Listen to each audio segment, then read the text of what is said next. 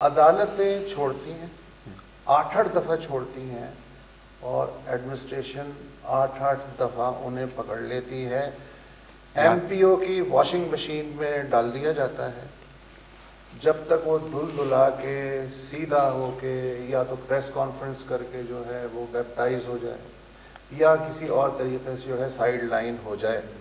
یہ پرویز الہی ہے، ایمان مزاری ہے، بہت سارے. اچھا، اب مسئلہ یہ ہے کہ ہمیں صرف یہ جاننا ہے کہ آپ کی ایڈمنسٹریشن کا یہ جو ساری کارروائیاں ہوتی ہیں ان پٹ لیا جاتا ہے. دیکھیں، میں اگر کہوں کہ ہماری ذمہ داری نہیں ہے تو شاید یہ نامناسب بات ہوگی، اپروپریٹ نہیں ہوگا. جب میں ڈے ٹو ڈے گورننس کا رسپانسبل ہوں، میں پرائم منسٹر سیکریٹریٹ اور ہاؤس کی تمام پریولیجز کو انجوائے کر رہا ہوں، تو اس سے جڑے ہوئے جو انتظامی فیصلے ہیں ان سے چشم پوشی کرنا جو ہے وہ غالباً حقیقت کے بھی قریب نہیں ہوگا اور درست بھی نہیں ہوگا.